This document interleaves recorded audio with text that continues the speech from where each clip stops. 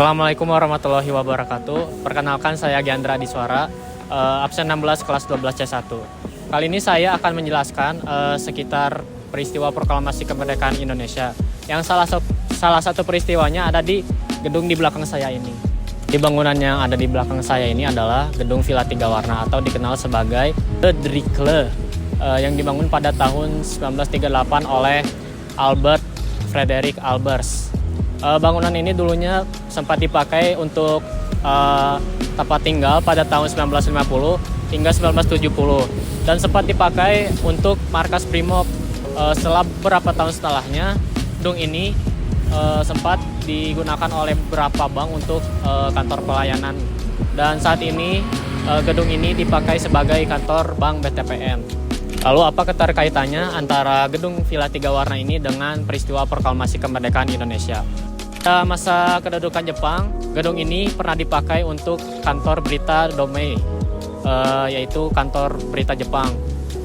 Jadi ceritanya pada 16 Agustus 1945, ada para pemuda yang bekerja di radio Jepang yang ada di Bandung. Mereka tuh mendapat panggilan ke Jakarta untuk kepentingan proklamasi kemerdekaan Indonesia. Lalu mereka berangkat ke Jakarta dengan segala perlengkapan yang mereka bawa.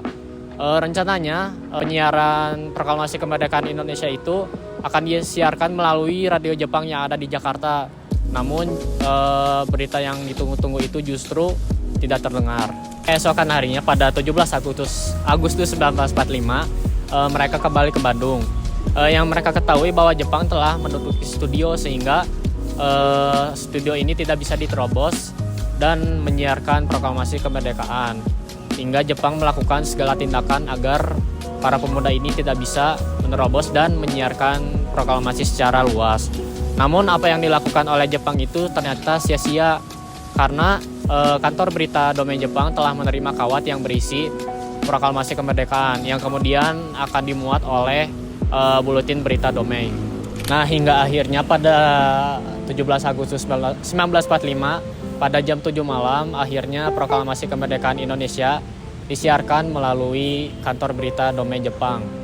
Dan penyebaran proklamasi kemerdekaan Indonesia juga disiarkan menggunakan bahasa Inggris pada jam 8 malam hingga 10 malam. Pada siaran itu, Radio Bandung X Hoshiokoku menggunakan panggilan Radio Republik Indonesia atau RRI untuk mengganti panggilan Bandung Hoshiokoku. Penyiaran proklamasi ini tersebar hingga dunia internasional termasuk Amerika Serikat. Bahkan ada seorang WNI dari Arab Saudi yang menyatakan bahwa ia mendengarkan proklamasi kemerdekaan Indonesia itu melalui radio yang ada di Bandung. Selain itu, penyebaran proklamasi kemerdekaan Indonesia juga disebarkan melalui macam tulisan selebaran, tulisan merah yang diciptakan oleh Sasmita. Nah, jadi itu penjelasan mengenai gedung Villa Tiga Warna yang berkaitan dengan proklamasi kemerdekaan Indonesia. Semoga apa yang saya jelaskan dapat bermanfaat bagi yang untuk menonton. Mohon maaf bila ada kekurangan atau yang lainnya dalam penjelasan saya. Terima kasih. Wassalamualaikum warahmatullahi wabarakatuh.